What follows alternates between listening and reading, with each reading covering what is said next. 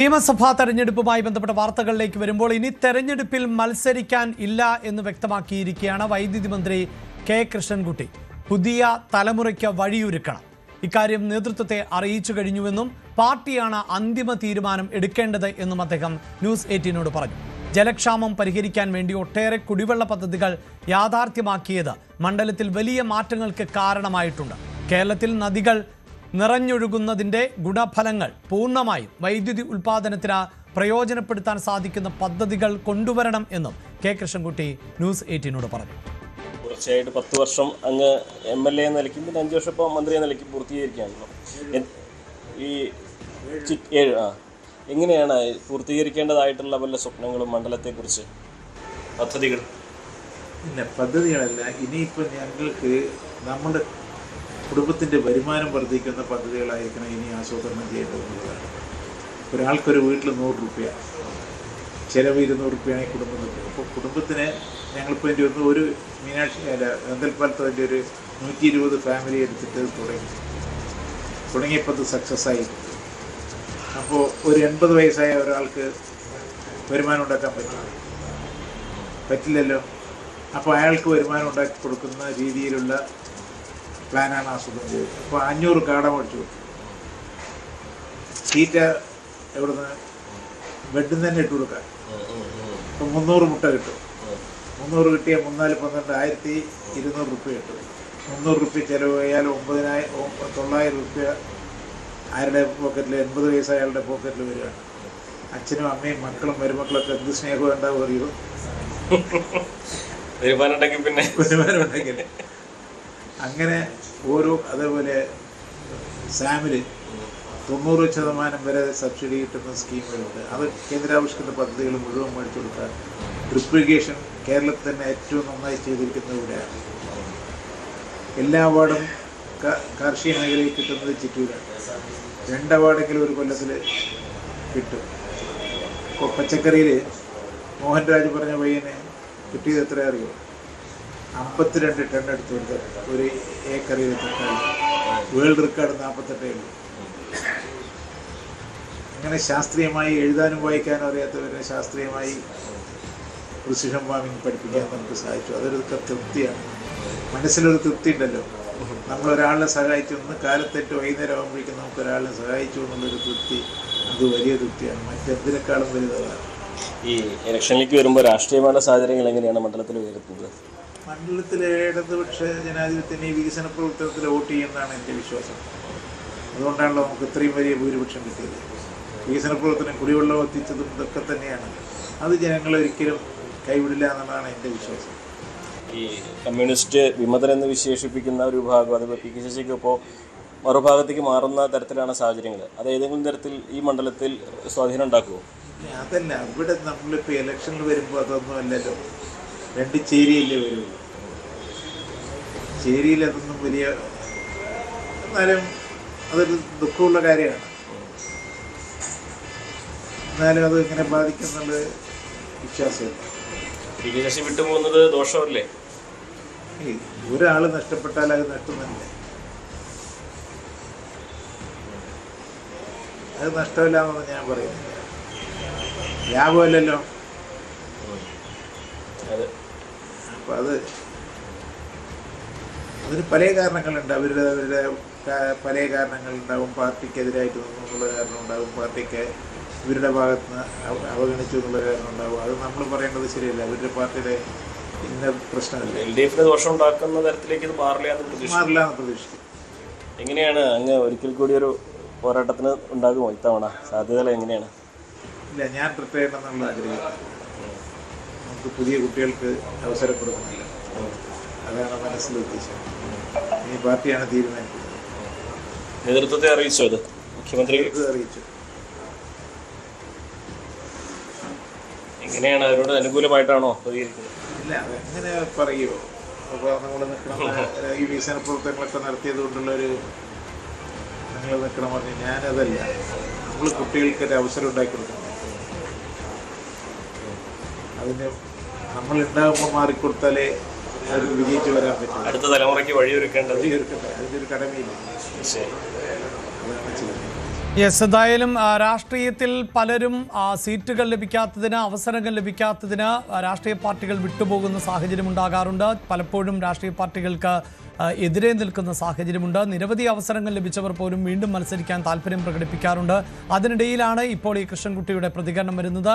അടുത്ത തലമുറയ്ക്ക് വേണ്ടി താൻ വഴിമാറുകയാണ്, കുട്ടികൾ ഈ രംഗത്തേക്ക് വരണം, തങ്ങളെപ്പോലെയുള്ളവർ പ്രവർത്തിക്കുന്ന സമയത്ത് തന്നെ അവർക്ക് അവസരമൊരുക്കുമ്പോഴാണ് അവർക്ക് വിജയിച്ച് കയറാൻ പറ്റുക എന്ന് കൂടി പറഞ്ഞു വയ്ക്കുമ്പോൾ ചിറ്റൂർ മണ്ഡലത്തിൽ കെ കൃഷ്ണൻകുട്ടി നടത്തിയെന്ന് അവകാശപ്പെടുന്ന വികസന നേട്ടങ്ങൾ വെറും പൊള്ള എന്ന് കുറ്റപ്പെടുത്തുകയാണ് കോൺഗ്രസ് ജില്ലാ നേതൃത്വം.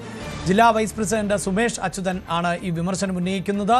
പൈപ്പ് ഇട്ടതുകൊണ്ട് മാത്രം വെള്ളം വരില്ല, ആസൂത്രണമില്ലാത്ത പദ്ധതികൾ ആണ് മണ്ഡലത്തിൽ നടപ്പാക്കാൻ ശ്രമിച്ചത്.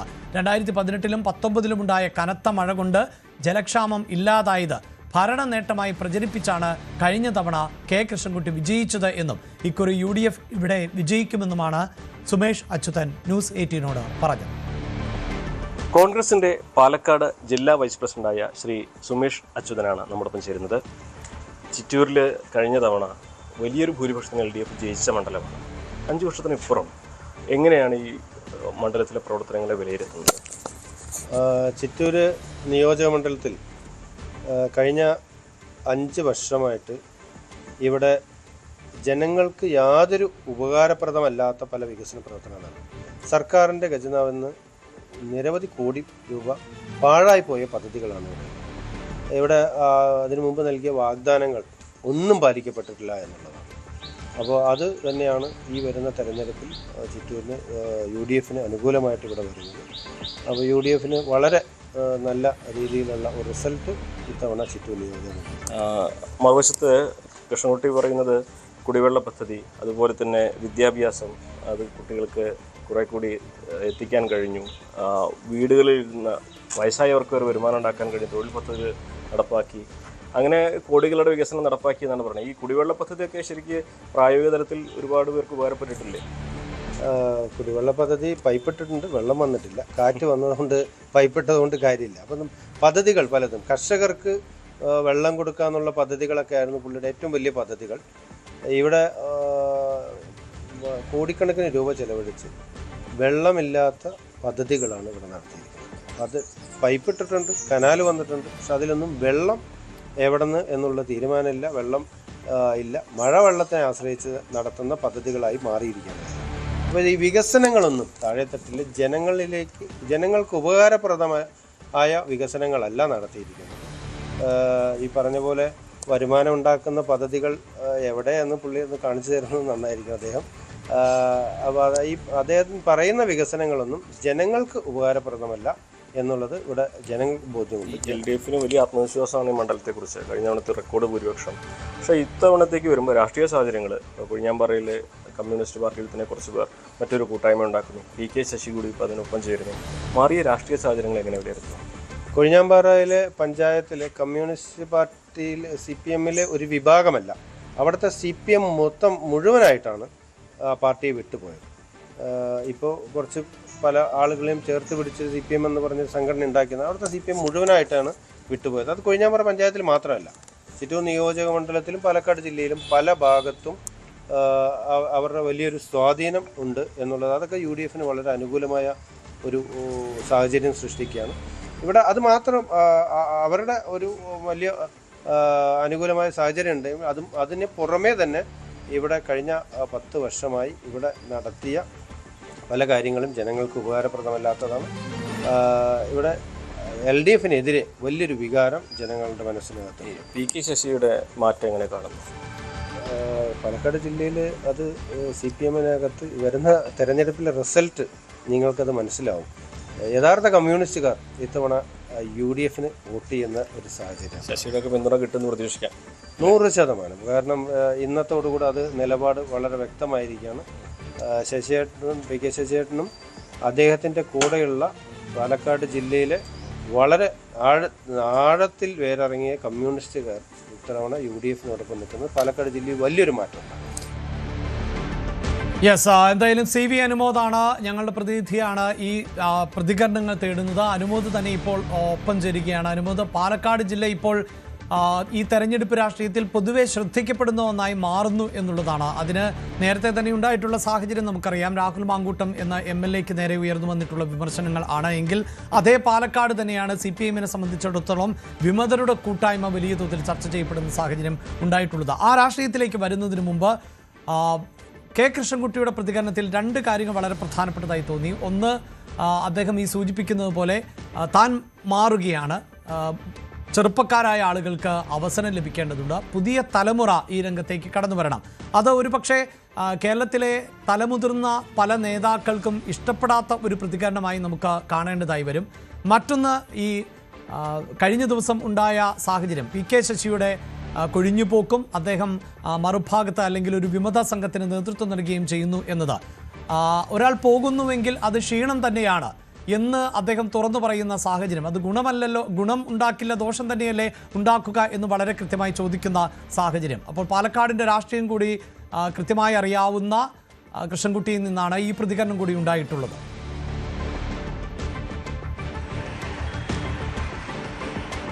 അഭിലാഷ, വളരെ കൃത്യമാണ് കൃഷ്ണൻകുട്ടിയുടെ വാക്കുകൾ. രണ്ട് കാര്യങ്ങൾ. നേരത്തെ ഒന്ന്, അദ്ദേഹത്തിൻ്റെ രാഷ്ട്രീയത്തെക്കുറിച്ച് പറഞ്ഞത്, രണ്ടാമതായിട്ട് പാലക്കാടിൻ്റെ രാഷ്ട്രീയത്തെക്കുറിച്ച് പറഞ്ഞത്. അതിൽ ആദ്യത്തേതിലേക്ക് വരികയാണെങ്കിൽ അദ്ദേഹം ഇത്തവണ മത്സരിക്കാനില്ല എന്ന നിലപാട് വ്യക്തമാക്കുകയാണ്. പുതിയ തലമുറ ഇതിലേക്ക് വരേണ്ടതുണ്ട്, താൻ ഉള്ളപ്പോൾ തന്നെ അവർക്ക് വഴിമാറി കൊടുക്കേണ്ടതാണ്, കാരണം അവരെ നയിക്കേണ്ടതാണ്. ആ ഒരു സാഹചര്യത്തിൽ ഇനി മത്സരിക്കാനില്ല എന്ന് അദ്ദേഹം പറയുമ്പോൾ സ്വാഭാവികമായിട്ട് പാർട്ടിയിലെ പുതുമുഖങ്ങൾക്ക് അതിന് ഏറെ സാഹചര്യം ഒരുങ്ങുകയാണ്. പക്ഷെ അവിടെയും നേതൃത്വത്തിൻ്റെ, പാർട്ടി നേതൃത്വത്തിനപ്പുറം LDF-ൻ്റെ ഒരു സമീപനം ഇതിനോട് എങ്ങനെയാകും എന്നുള്ളതാണ് പ്രധാനപ്പെട്ട കാര്യം. കെ കൃഷ്ണൻകുട്ടി മണ്ഡലത്തിലെ മുതിർന്ന നേതാവാണ്. മാത്രമല്ല അവിടെ അദ്ദേഹത്തിൻ്റെ വാക്കുകളിൽ അദ്ദേഹം വികസനത്തെക്കുറിച്ചൊക്കെ വളരെ വിശദമായിട്ട് പറയുകയും എങ്ങനെ ഒരു മണ്ഡലത്തെ അറിഞ്ഞ് വികസനം നടപ്പാക്കണമെന്ന് നടത്തി കൊടുത്തു എന്നൊക്കെ പറയുന്നുണ്ട്. അപ്പോൾ അദ്ദേഹത്തിന് പകരം മറ്റൊരു പുതുമുഖം വരുമ്പോൾ എങ്ങനെയായിരിക്കും മണ്ഡലത്തിൻ്റെ ഒരു സ്വീകാര്യത എന്നുള്ളത് വളരെ പ്രധാനപ്പെട്ട കാര്യമാണ്. പ്രത്യേകിച്ച് ആ മേഖല, കൊഴിഞ്ഞാമ്പാറയുടെ ഒപ്പം നിൽക്കുന്ന അല്ലെങ്കിൽ കുഞ്ഞാമ്പാറയുടെ ഭാഗമായിട്ടുള്ള മണ്ഡലങ്ങൾ, ആലത്തൂരും നെന്മാറയും ഇതേപോലെ ചിറ്റൂരുമൊക്കെ ഇത്തരത്തിൽ കമ്മ്യൂണിസ്റ്റിലെ വിമത വിഭാഗം ശക്തിപ്പെടുന്നൊരു സാഹചര്യത്തിൽ മുതിർന്ന നേതാവായിട്ടുള്ള കെ കൃഷ്ണൻകുട്ടി അവരെ ചേർത്ത് പിടി അല്ലെങ്കിൽ അവരെ കൈവിടാതെ ഉള്ള സമീപനം സ്വീകരിക്കുകയും അവരുടെ ഭാഗത്തുള്ള പിന്തുണ ഉറപ്പാക്കുകയും ചെയ്യുന്നുണ്ട്. മറുവശത്ത് അദ്ദേഹം അല്ലെങ്കിൽ അത്തരത്തിലൊരു സമീപനം ഈ പറയുന്ന CPM വിമതര ഭാഗത്തുണ്ടാകുമോ എന്ന ചോദ്യവും അവിടെ ഉയരുന്ന ഒന്നാണ്. അതും പാർട്ടിയിൽ ആ കൃഷ്ണൻകുട്ടിയെ നിലനിർത്തേണ്ടതിൻ്റെ ഒരു ആവശ്യകതയായിട്ട് അവർ ചൂണ്ടിക്കാണിക്കുമെന്ന് ഉറപ്പാണ്. രണ്ടാമതായിട്ട് നേരത്തെ PK ശശിയും തള്ളിപ്പറയാനാണ് അദ്ദേഹം നിലപാടെടുത്തിരിക്കുന്നതെന്നും വളരെ പ്രധാനപ്പെട്ട കാര്യമാണ്. കാര്യം അദ്ദേഹത്തിന് അറിയാം അവരുടെ പിന്തുണ കൂടി ആ മണ്ഡലത്തിൽ വിജയിക്കുന്നതിന് അനിവാര്യമായിട്ടുള്ള ഒന്നാണ് എന്നുള്ളത്. അതായത് ഒരു മുഖമടച്ച് വിമർശിക്കാതെ കാര്യങ്ങൾ മനസ്സിലാക്കിക്കൊണ്ടുള്ള പക്വതയാർന്നൊരു പ്രതികരണം കെ കൃഷ്ണൻകുട്ടി നടത്തുമ്പോൾ ഈ മണ്ഡലത്തിൽ വിജയിച്ചു പോകണമെങ്കിൽ ഇത്തരത്തിലുള്ള എല്ലാവരുടെയും വോട്ടുകൾ അനിവാര്യമാണ്, നിർണായകമാണ് എന്ന് അദ്ദേഹം തിരിച്ചറിഞ്ഞതിൻ്റെ ഒരു മറുപടിയായിട്ട് അല്ലെങ്കിൽ അതിൻ്റെ ഒരു വിശദീകരണമായിട്ട് വേണം അദ്ദേഹത്തിൻ്റെ പ്രതികരണത്തെ കാണുവാൻ. അഭിലാഷ്, യെസ്, ഇതാണ് ഏറ്റവും പ്രധാനപ്പെട്ട പ്രതികരണമായി വരുന്നത്. അതോടൊപ്പം തന്നെ ഈ പാലക്കാട് ഇപ്പോൾ നടക്കുന്ന നീക്കങ്ങൾ, പ്രത്യേകിച്ച് PK ശശിയുടെ നേതൃത്വത്തിലടക്കം നടക്കുന്ന നീക്കങ്ങളെ UDF എങ്ങനെയാണ് പ്രയോജനപ്പെടുത്തുക, കോൺഗ്രസ് അതിനെ എങ്ങനെയാണ് പ്രയോജനപ്പെടുത്തുക എന്നതും വളരെ പ്രധാനപ്പെട്ട ഒന്നാണല്ലോ. അതുകൊണ്ട് തന്നെ ജില്ലാ നേതൃത്വത്തിൻ്റെ ഒരു കണക്കുകൂട്ടലും പ്രതീക്ഷകളും എന്ത് എന്നാണ് നമുക്ക് സുമേഷിൻ്റെ പ്രതികരണത്തിലൂടെ മനസ്സിലാക്കാൻ സാധിക്കുന്നത്.